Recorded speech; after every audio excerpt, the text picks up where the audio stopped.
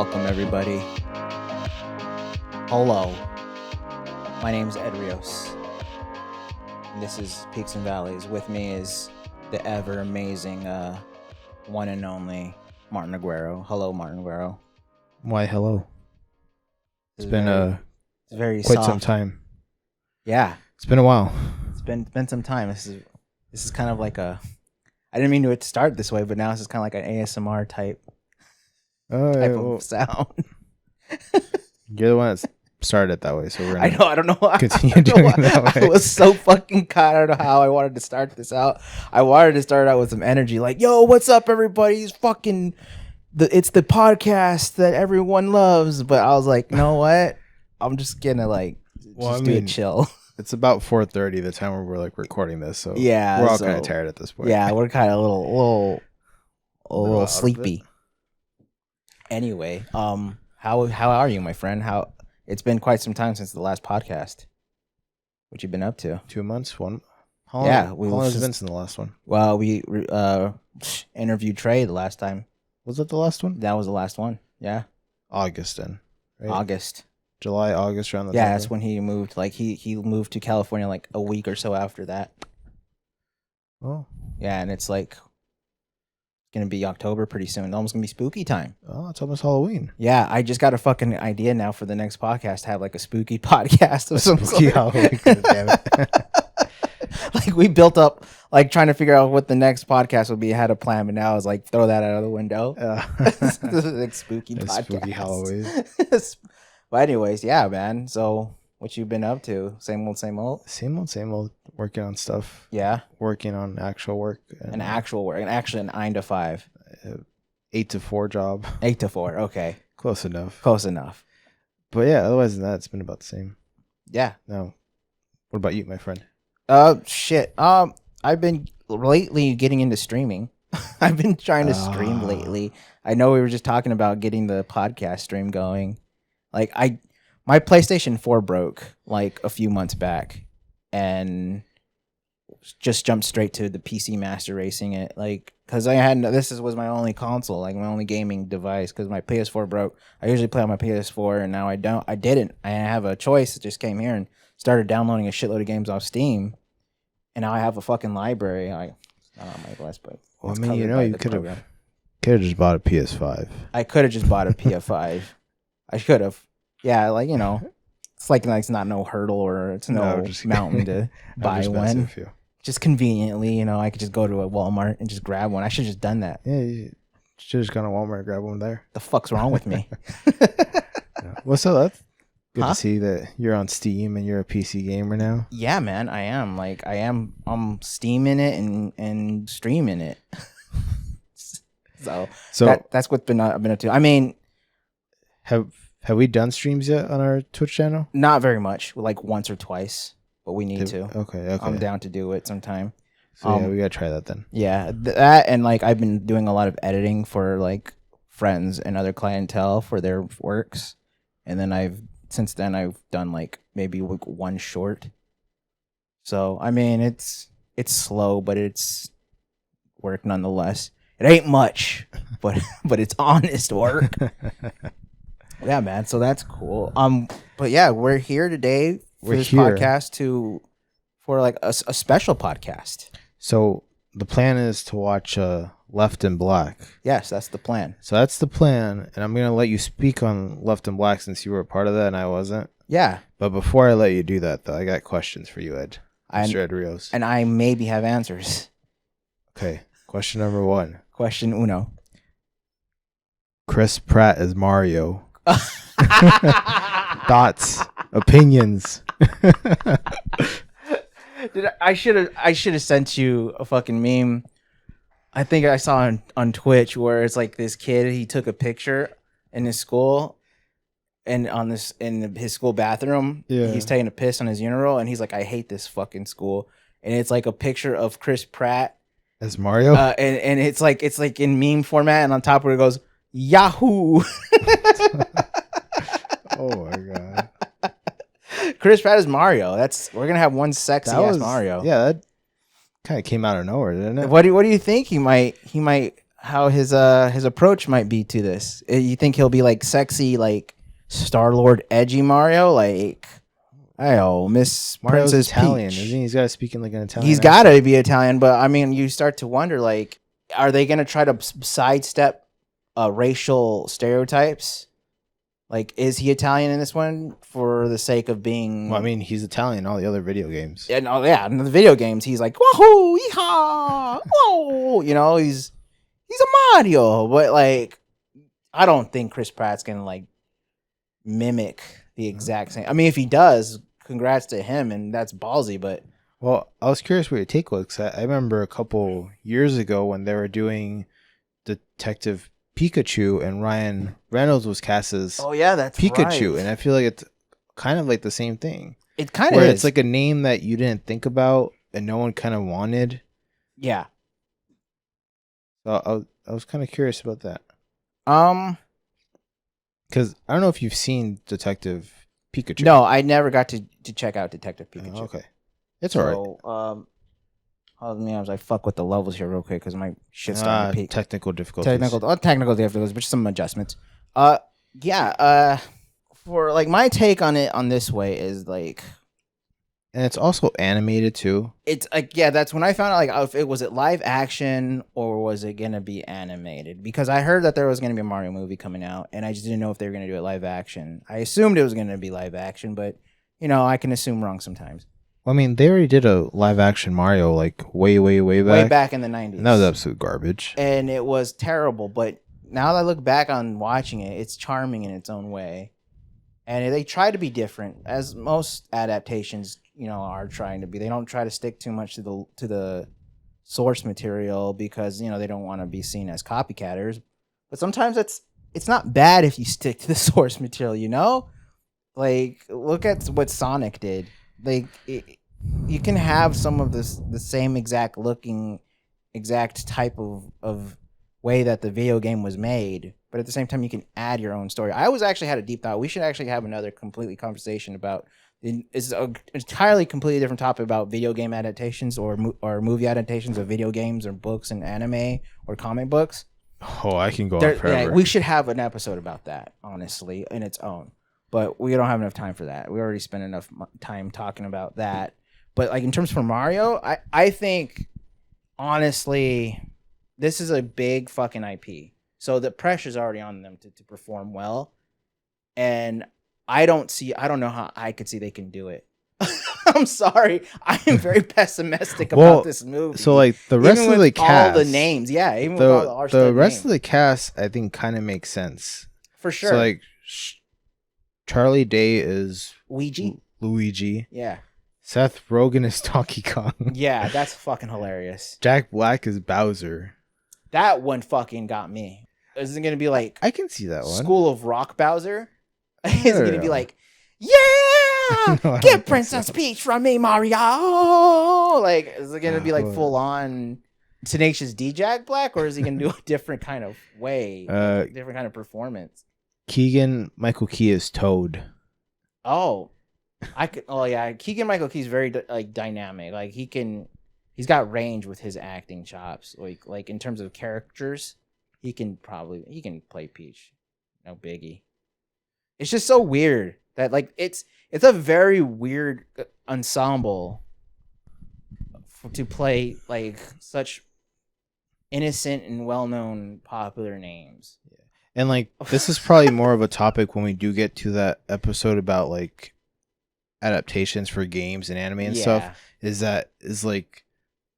Mario like a thing you could make into a movie? Like I feel like there's a lot of games and anime that like you can't do certain things with it. And I think Mario is one of them. And I think Mario might be one of them. Like they could try, but it's just there's too much of a narrow like hallway or direction that they could go with it, because if they try to stray away from it, it's just they're gonna get backlash. They're gonna get I mean like these are iconic characters, so like you can't do something dramatically different. Exactly, but at the same time, I can't imagine Chris Pratt doing the Mario, the infamous Mario, the Mario sound. Like I can't picture him speaking the same way how we all know how Mario sounds.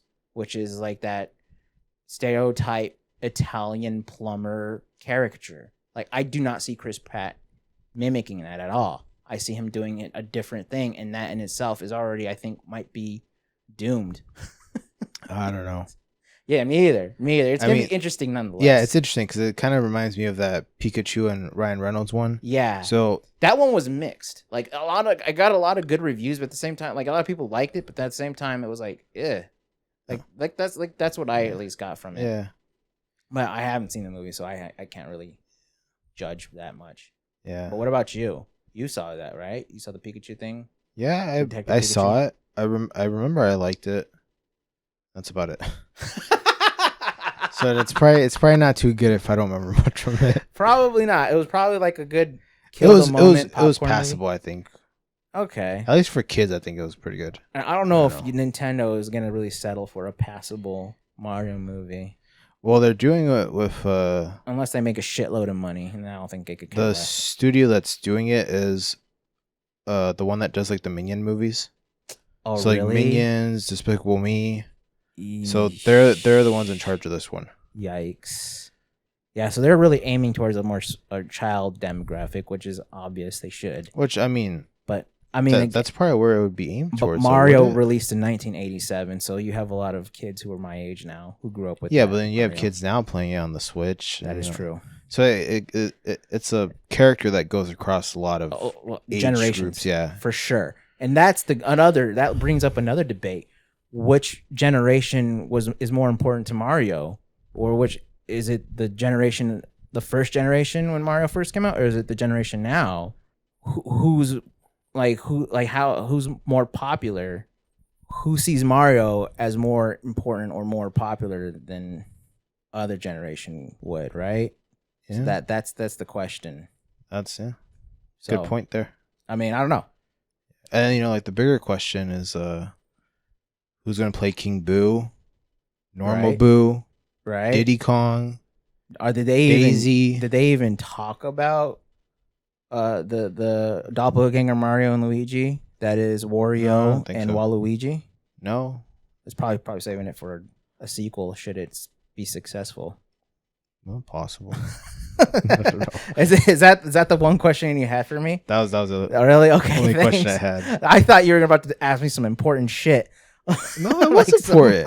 Chris Pratt's Mario. Yo, you're right. It is very important.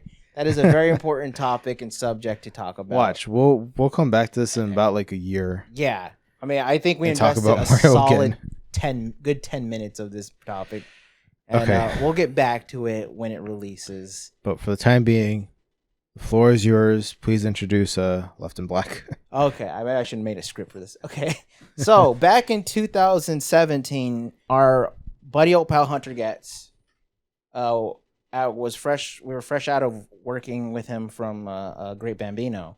He acted in it, and he also did a little bit of I think some other work, some other crew work with it. But yeah, we worked with him, and he felt comfortable enough to talk to both of us and say, "Hey, man, I got this script called something. It's like something a different shade of black."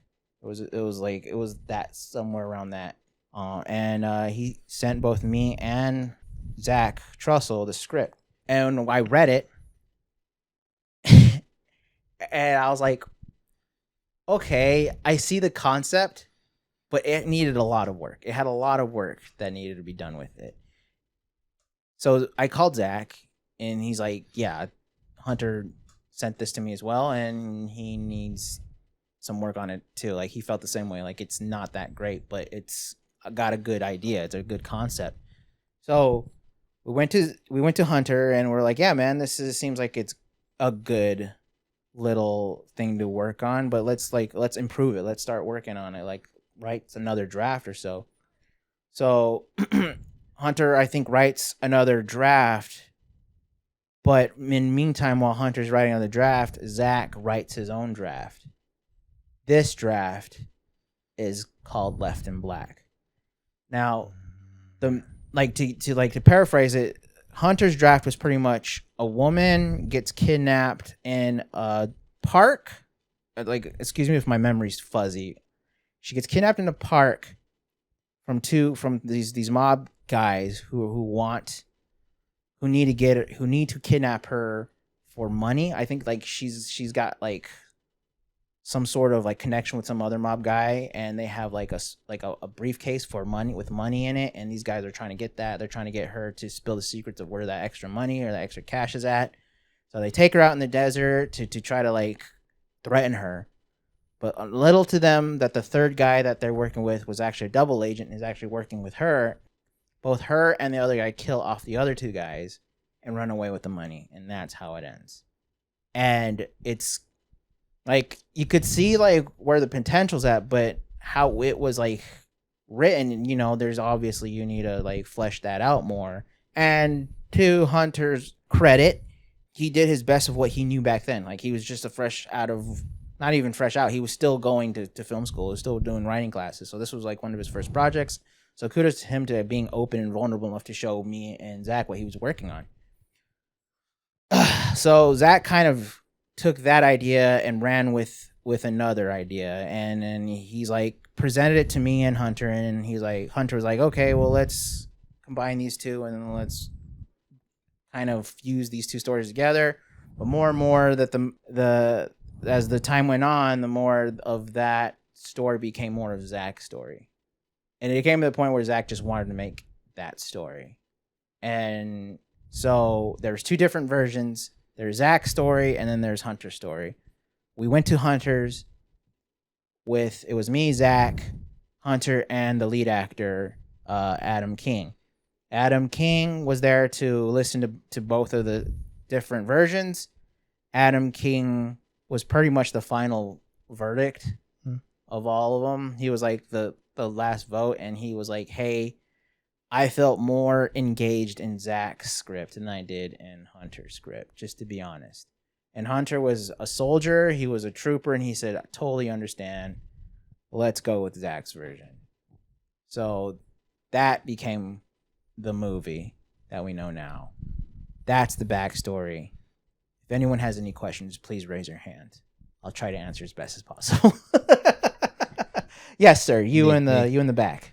So what you're saying is that there is an alternate version of this movie somewhere else made by Hunter Getz. Yes, there's it's not very different. It's actually, they're both similar in ways. There's just, one is a little more dragged out while the other is more straight to the point. And that one was Zach's. Hunter wanted to have a more like, I guess, Sopranos meets, what's that movie that Johnny Depp was in where he's a mob guy. He's a mobster. I forgot what that movie is called. He was trying to do put in the elements of those. Pirates of the Caribbean? Oh, yeah, Pirates of the Caribbean, where he's the fucking... Yeah, he's a pirate. He's a pirate. He tried to mix in pirates with elements. He tried to mix the elements of pirates and mob bosses. And, we're like, Hunter, that's just too cutting edge, bro. Let's just keep it safe and just go with this regular mob type movie. And so we were like, yeah, okay. So that's what we did. That's what happened. And yeah, to be honest, there is another, maybe still out there, a different version of Left and Back. So Black. It's kind of like the Snyder cut. Kind of like the Snyder cut. And maybe we can put it on the Patreon. You'd have to ask Hunter if he even still has that script. You probably shredded it by now, or it's lost in the ether. But so we went on to start pre-production on Left in Black.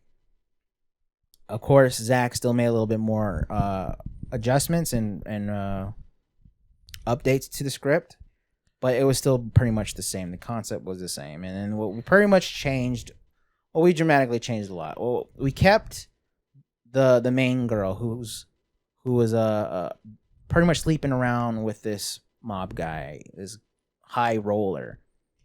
And she was just sleeping with him to get his money. Question. One in the back. You. Oh, me? You, yeah.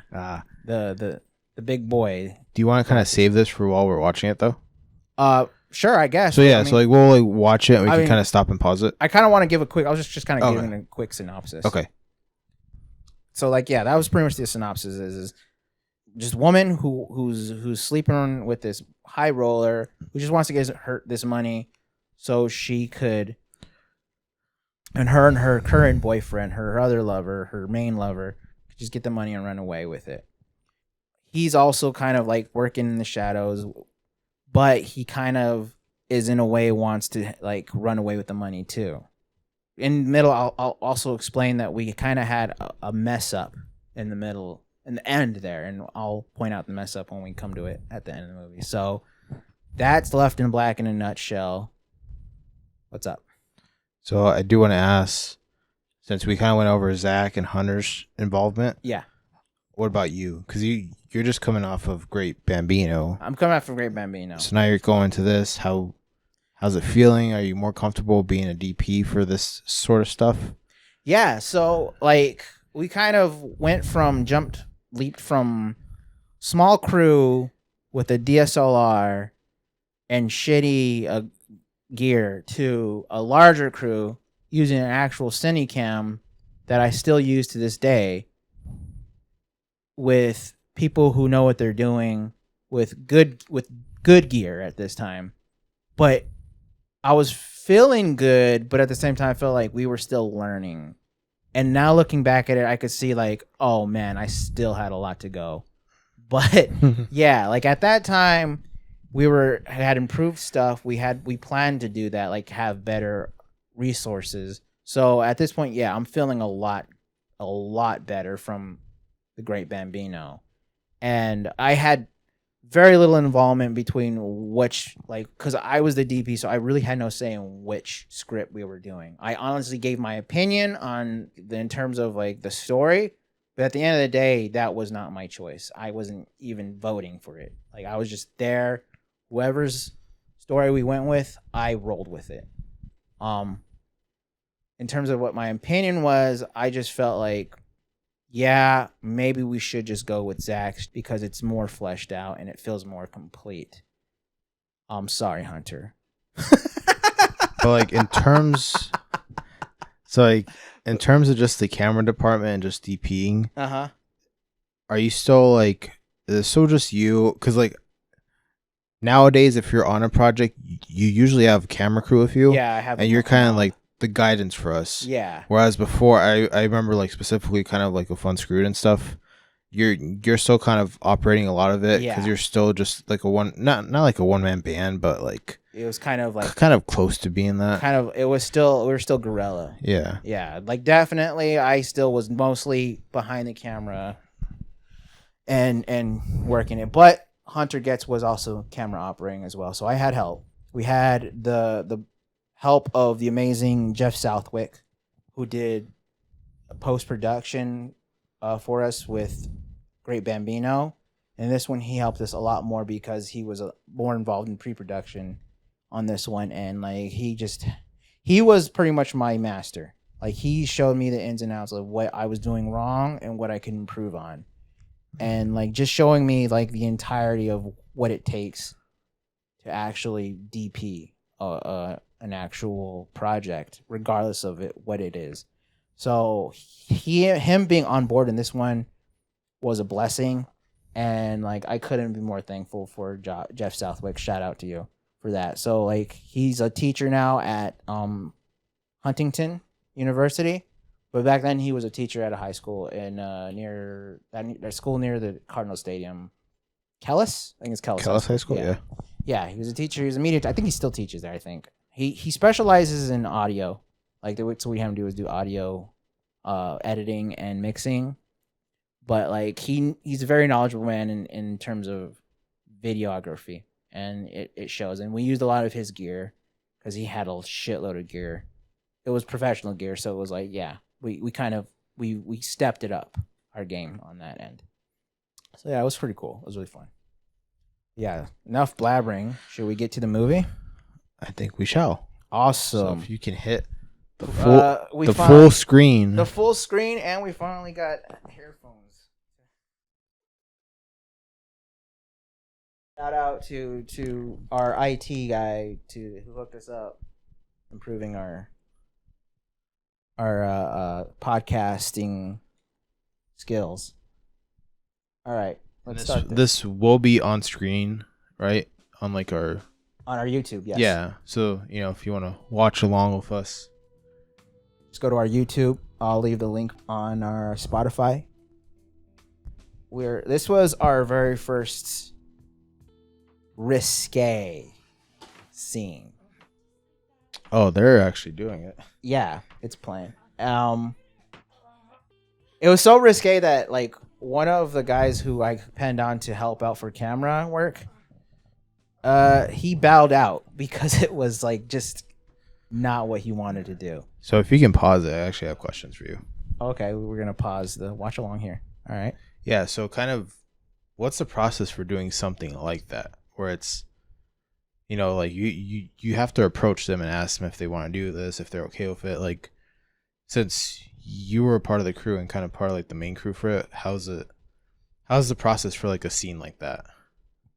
So the process for this scene is pretty much simple. It's lighting.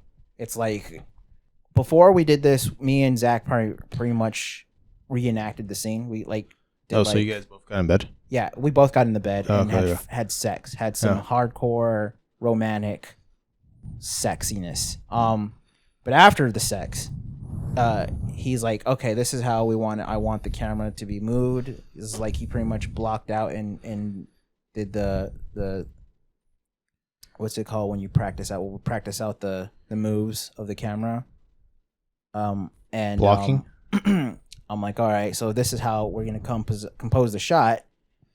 Then I'm gonna have to light it this way because he wanted romantic, very sensual lighting, and I'm like, well, then yeah, let's do the whole red thing. And obviously, I set up light on the sides where the window was at, and just popped on the lights outside the window with some red gels, and then we did it this way with. All right, I'm playing. By the way, forgot to mention play this. This is a play cue. So I would imagine this is like a closed set. Like it's basically them two. It was you and them two, you and Zach. me, Zach, and Hunter on audio. So yeah, pretty much a closed set. They did not have actual sex. It was just Jeff. Jeff was naked under the the bed by sheets. himself. Yeah, having sexy time with. Also, yeah, Jeff Southwick acted in this movie. He's the big honcho. So he left his paw prints all over this movie. Well, your fiance says you need to stay right here. Oh, I accidentally adjusted quality, which didn't do much, but anyway. So yeah, this was the. Also, shout out to Jeff for making this intro title here. Zach is a very specific. He has type like a of director. specific style to his like titles. What was that? He has like a specific style to like his titles and kind of like He does. They're very cover art for his stuff. Yeah, they're very artsy in a way. It's like he likes that kind of paint, like actual like canvas painting or painting on a piece of paper kind of style. It's very fictional. Like his styles are like, this is a piece of fictional work, but it's work nonetheless.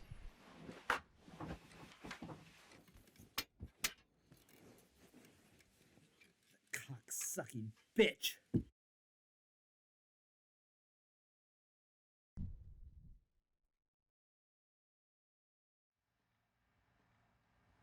I guess there was a shout out to This has literally been the worst 3 months of my entire life. what's his name? Well, I just can't stop thinking about, you and him. The director who does I don't even want to talk about it. It makes me want to throw up. I barely even touched the guy. who does So on screen we have is it Adam? It's Adam King. Yeah, Adam this King, This is that's our right. introduction to Yes. Adam. Okay, well, that's One of our easy for you to say. It's not your he was on Great Bambino. We got him Of course, why would he? It's not like you're my fiance. luckily because the other guy who was supposed to play his role on the Great Bambino didn't show up. And he was just supposed to play the burglar. We just promoted him to that role, and he fucking did pretty well. And so Zach liked him enough to give him this role in this movie. This right here is my boy Roger, who plays the assassin, the Sicario. A very fumbly Sicario, but So this backyard looks very familiar. oh, you think it's a very familiar backyard? So. Yeah. Oh, Yeah, so if I remember, I think you and Hunter showed me this. Uh-huh. There's like a outtake or like blooper reel of this one scene where everything goes wrong. Oh my god, the funniest blooper of all that's time. probably one of the funniest ones I've seen. Yes, dude, it's fucking hilarious. Because basically, what, like they step on like dog toy. Oh, everything that someone can go wrong walks in frame. went like- wrong on that take. Like there was at least 30 takes in this specific scene. It's it was funny. It was like it was miscued camera movements. There was like a rubber duck or something like that squeaked that one of us stepped on. Fucking Hunter was in front of the fucking. He was in front of the camera. He went the wrong way, so we can see him right there. And then we could see the sound guy Donovan just trying to crouch. Yeah, this specific scene for some reason was troubling to shoot. No, we even got a cameo from Zach. Oh yeah, Zach. Earlier he plays he plays the I guess like the butler, the equivalent to the butler, but he's like very flamboyant and just I don't know. That was Zach's own creation, his own reason to be in the movie. I love that part where he like bends and says a gun pointed at you, just like that. Like that's like so Adam King. Like that's his personality. He's very like over Animated. Yeah, Very yeah, animated. very over animated with his acting. Like you could tell he could be a good stage actor, like a theater kid, if he wanted to, but I don't think he took that route. This is I forgot to introduce our leading lady. Shout out to I am fucking out of it. I know her name. I swear to God I know her name. It's just it's fucking middle of the day and I'm very tired. A shout out to our leading lady, Carly O'Hearn.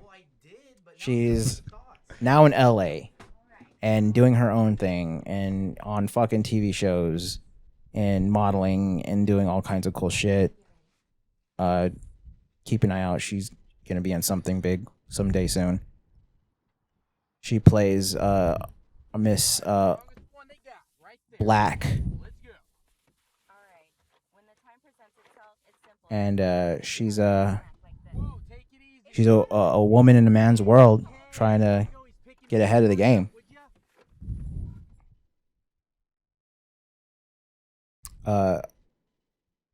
Zach also likes to play with the time thing. Guess he's a big Christopher Nolan fan. Yeah.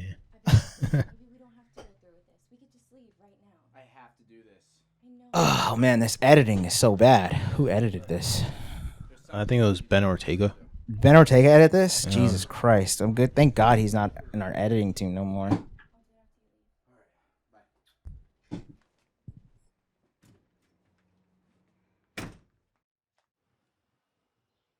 Yeah, lighting that room was just so difficult. I don't know what to do with that fucker. I don't know if I wanted to leave the blinds open and leave like natural daylight in, or have some like just the artificial lighting with just having the regular lamp lights turned on. It was weird. I never knew how to light. No, whose car is hotel room that? like that. That is a Kia Rio. It's a weird fucking car. Those dumbass black stripes at the side. These two actually worked together. They actually went to the same school, and so they already had like a chemistry going. Like they could do their shit in one take.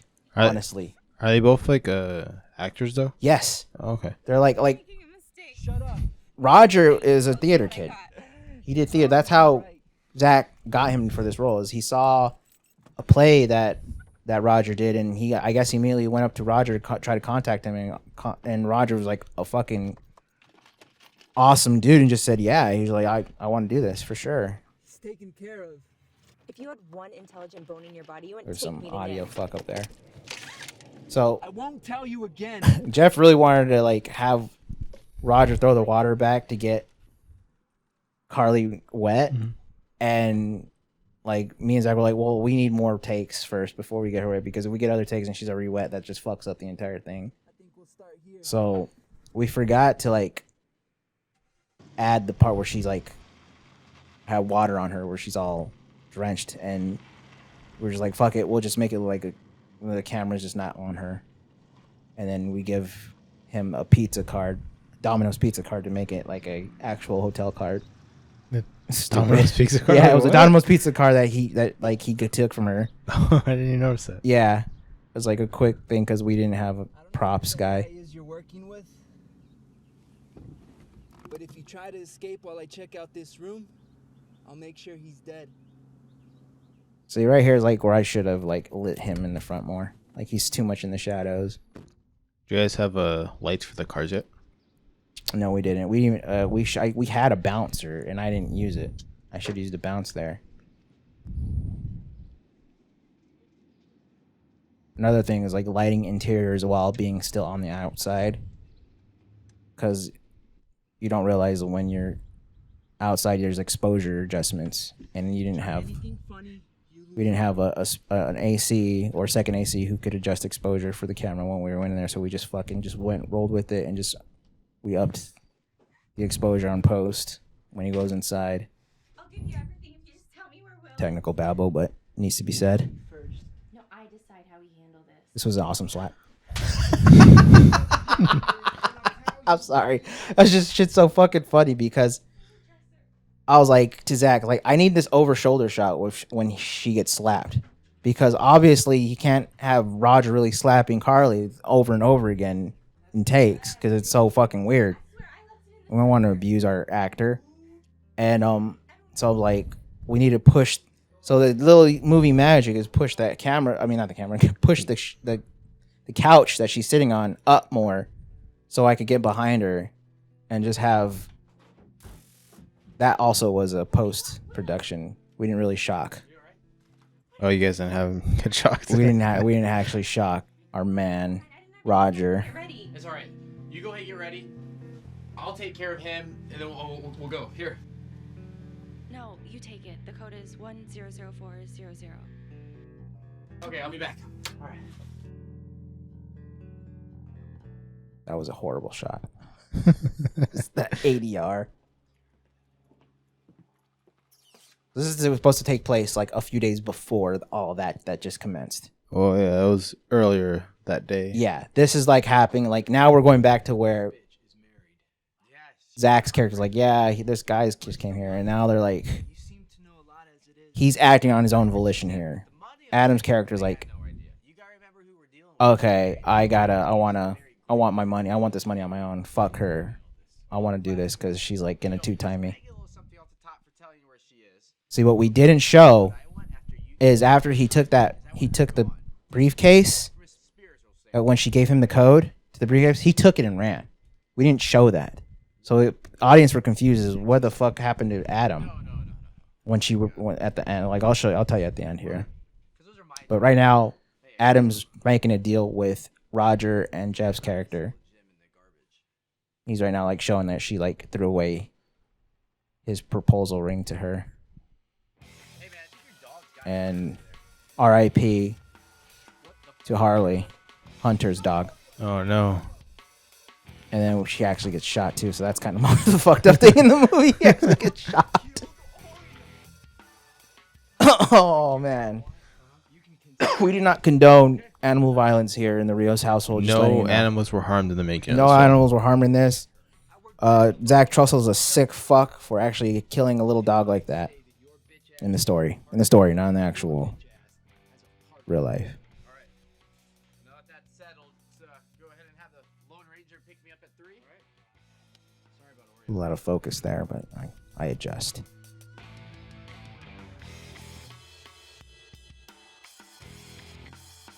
This was funny because like this is the first time I actually.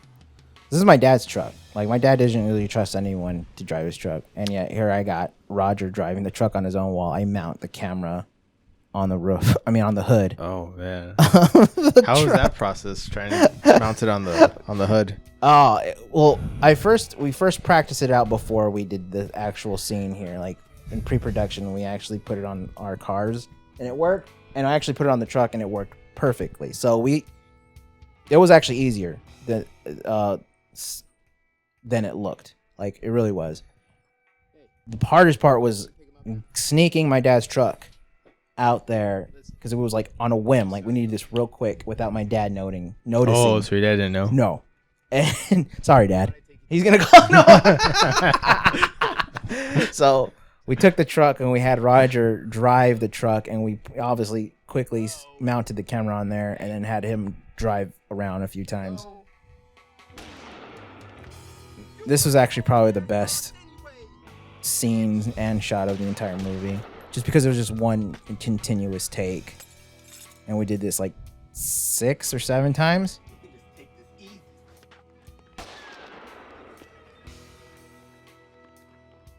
And this was pretty funny seeing Zach slide his big ass on the dirty ass ground for like 3 or 4 times.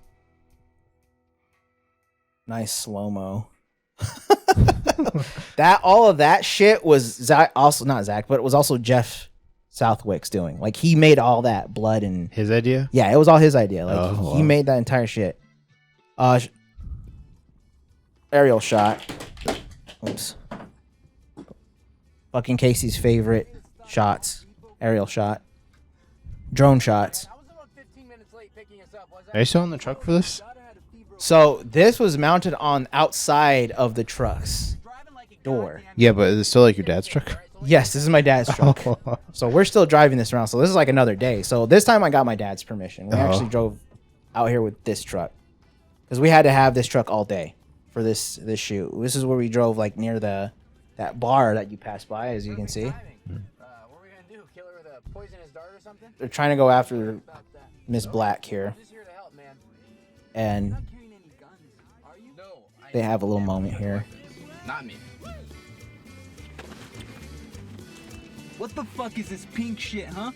This is a taser. You get a gun, I get a taser. Come on. Just remember, I'm looking for any reason to kill you. Most people are. Is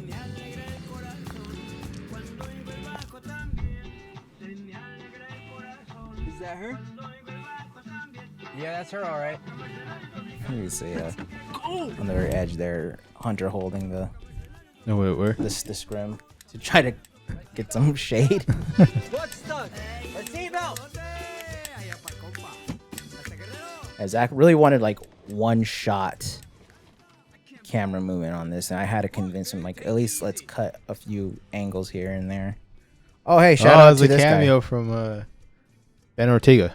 Ben Ortega there, acting like a drunk bum. You can't just leave me here. So did Ben Ortega find it hard to do that? Just act like a No, bum? because that's actually Ben Ortega in a nutshell. The drunk, depressed piece of shit. How did he run all the way from there, the desert, to here? What a hike. Half hour. What, drive? It was like, yeah, over the half hour. It's that damn Kia Rio again. Ah, shit! Late audio.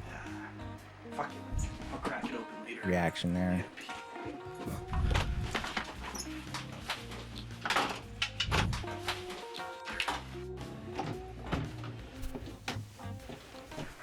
This was actually Jeff here because he was I was too fat to get in there with Adam, so I just had Jeff in the corner. Yeah, in the corner there. Then Adam actually took a piss on Jeff. Adam actually whipped it out and fucking urinated all over Jeff. Man, this set sounds like it was a hell of a time. Safety hazard. It was a mess.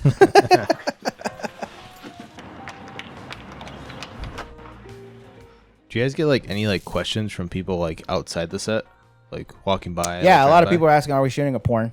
That was Shooting that was the usual questions. Like, yo, y'all shooting like porno here? Because like you're like, I see a bunch of fucking movie stuff, and then this guy's bringing this girl, and she's throwing her against the couch real hard. I'm like, yeah, no, it's just a movie. It's not a porn. It's not that kind of movie.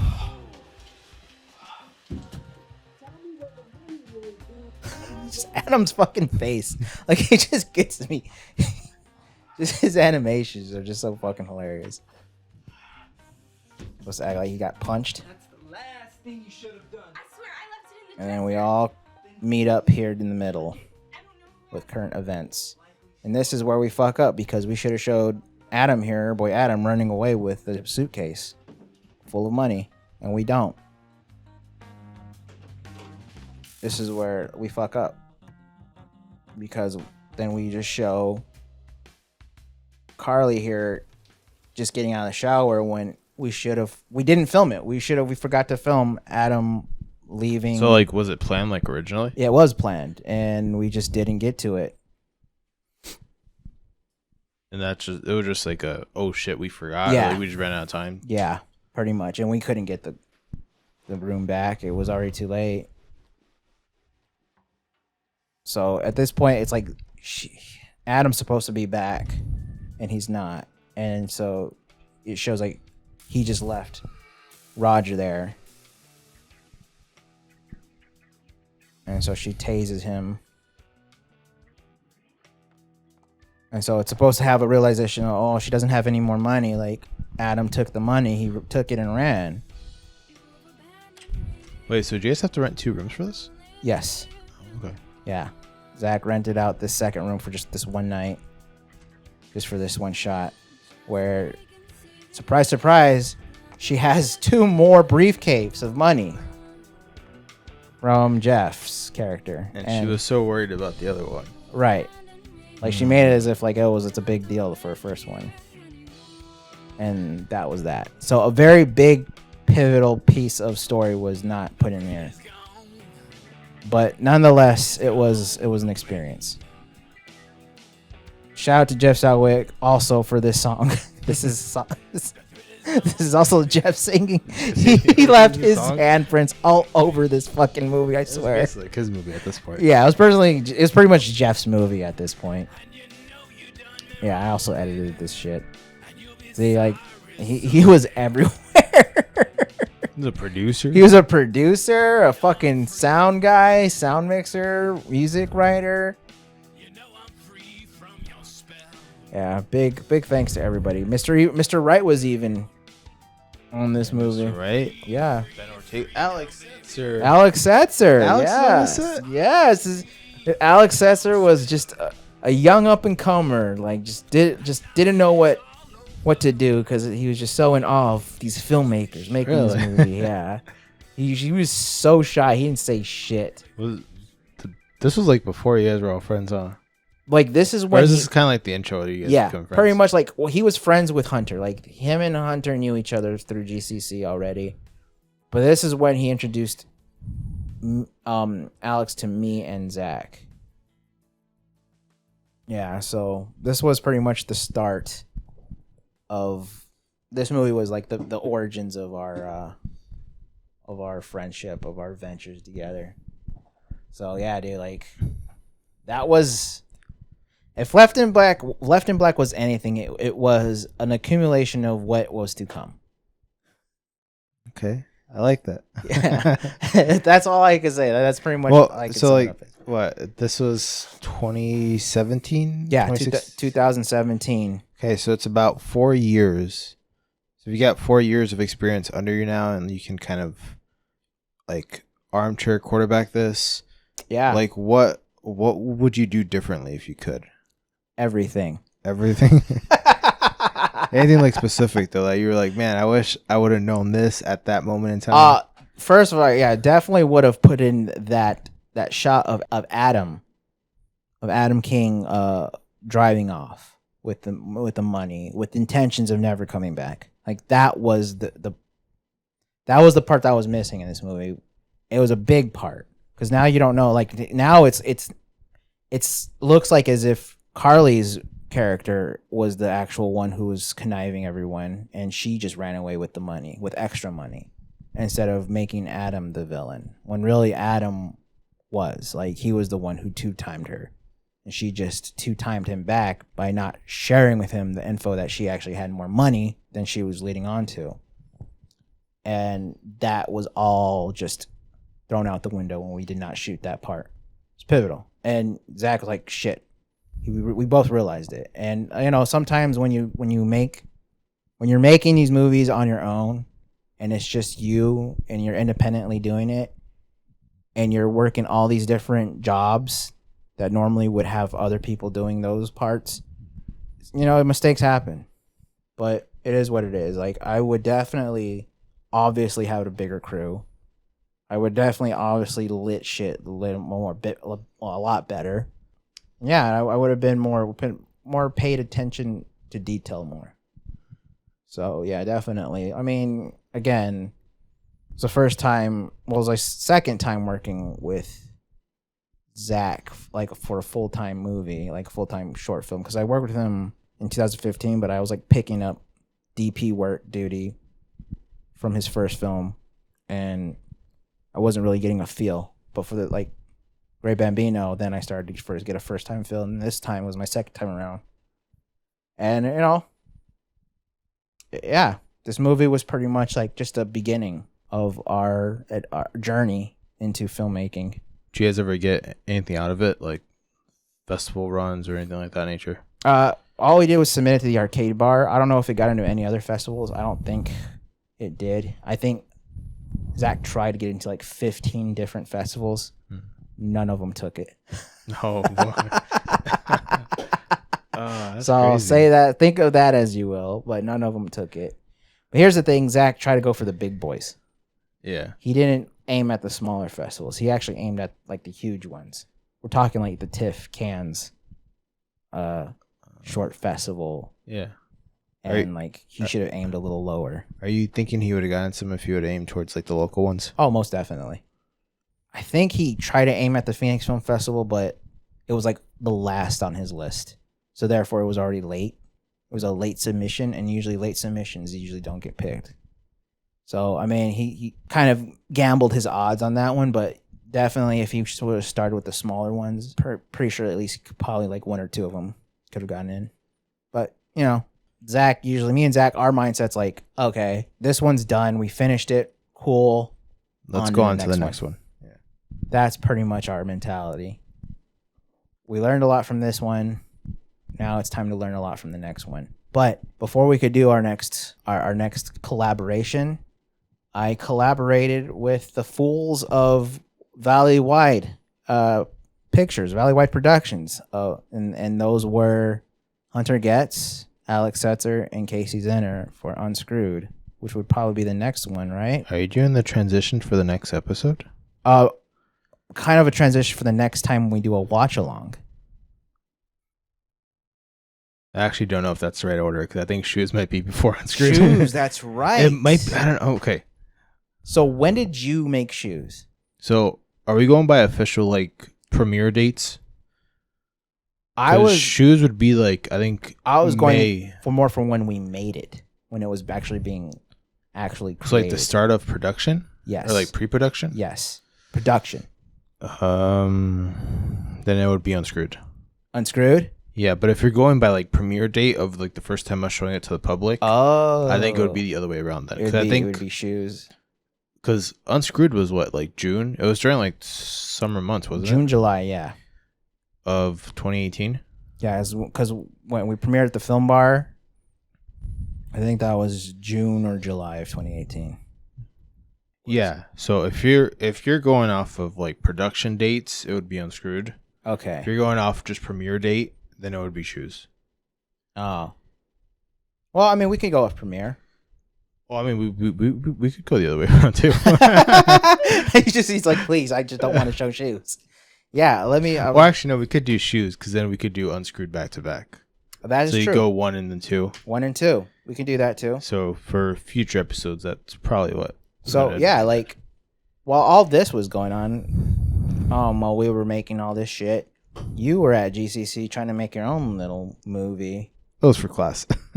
for obviously for school. Your own short student film. How did that all go? Well, I will tell you on the next episode of when we watch it. The next episode. We'll just wait till the next episode. So yeah, like you heard me talk about or ramble about my opinion on this movie. Like, what about you? Like Left in Black? Yeah. I enjoyed it. Yeah, you enjoyed it? You thought it was all right? Yeah. Cool. I mean, man. I can see a lot of like Zach and his influence. yeah, like his hand in it. Yeah, he's definitely got a particular style that you could just. And like there's a lot I see, and then I watch some like the recent ones that you've done, and it's like it's this gradual increase of like getting better and better. Yeah, I often have that being told to me too, as like from friends and family, especially my brothers. They're like, "Yeah, dude, we watched the last one. It was way better than the last one you made, and the one before that." And I'm like, "Oh, thanks." I don't know if to take that as an insult or as a kind gesture. Yeah, I was like, as a compliment. Okay, but it's your signs of growth. You're getting better at your craft. Definitely, yeah, for sure. Yeah, dude, that was Left in Black. Finally got that out of the way, and let's get the big ones, the good ones, I guess, out of the way next. And that would be wasn't Left in Black done twice? Because you did one with Zach, didn't you? Or was that Great Bambino that Zach was on for that episode? Actually, this was twice. Yeah, this was Left in Black. Yeah, right, there's some things that you watched the first one. If you watched episode 7 is when we do play it. But you know what? Don't let episode 7 is a shitty episode. Like from like just like the audio was just crappy. It was just it was like the sudden of the it was like it was just out of feel. Like because Zach was like, "Hey, I'm in town. Like, you want me to come over? We could do this podcast." So it was like taking like just trying to pull shit out of my ass and how to talk to him about things, and I ended up fucking up the audio, and it was just bad. And we got to get Zach back in here again sometime. So basically, everyone go watch that episode and make it like our highest viewed. Yeah, make it our highest viewed one, our shittiest production one. All right, man, for sure. So that was this episode. The next episode will be, I think, about some things. Oh yeah, we kind of usually try and find like topics and like entertainment or like movie news. Honestly, the one we talked about earlier about the directing thing, I think on the next to add more to that would be movie adaptations. Could add that to it. Yeah, for sure. Like we'll like kind of flesh it out and think it more as we get closer to that like recording date. For sure. And our next guest, because our last guest was Trey, and it's been a while since we did a podcast. I think our next guest will be Aiden Adair. He'll be our next guest. Aiden Adair? Mr. Adair. The Aiden Adair? The Adair. The one and only extraordinaire Aiden Adair. How'd you pull like that? He's like super hard to get a hold of, man. How'd you do that? Honestly, dude, all you have to do is just like react to his posts, his shit posts on Instagram, and you'll get like a fast reply from him. Like it's that easy. He's not really much of like he's kind of a hermit, but he's mostly a busy hermit. So he does things and like once you get hold of him easily through his social media because he's posts shit on there constantly to keep himself from boredom. And when he did that, like I just like reached out to him. I'm like, yeah, that's a funny ass post. Also, do you want to come on our podcast? We needed you on our podcast. Yeah, I just stuck it in there. And he's like, yeah, man, I definitely want to be on for sure. Fuck yeah. And so like we need to get him on. He comes here like he frequents around here anyways when we have our shoots here. Oh, okay. I thought you said just like normally. Like normally he just visits. Yeah, he just visits and lives with us. Yeah, like an hour and a half away. He just makes the hour trip over here just to hang. That's funny. Yeah, I definitely need to get Aiden here. He's definitely down to the next one. I think he'll be the next guest. So yeah, dude. A lot more to come. Hopefully, for sure, we'll try to do our best not to like have like long periods of time between podcasts. Yeah, we'll try to do a little more sooner. Next one's gonna be like a year from now. Yeah, next one will be next year or two. That'll be as quick as we can get it. But for sure, thank you for listening. Thank you for tagging along if you've listened to this long. Definitely gonna do this again. What's our length? Where are we at? We're at an hour and 2 minutes, so around the same time. So we turned 20 minutes short to an hour. 20 minutes short into an hour. Fuck yeah. All right. Well, without further ado, may you play out the intro. Oh yeah, that's right. Outro music. Play out the outro music. Oh, because you can actually listen to it. I can hear it on my headphones though. You can actually listen to your headphones. All right. So yeah, without further ado, thank you, ladies and gentlemen, for listening to us talk and ramble and just say a lot of shit. Can't wait to have you on the next one. Again, thanks for listening. Have a great day. Be safe. Stay strong. Don't let anyone else get you down. Adios. Thanks for listening.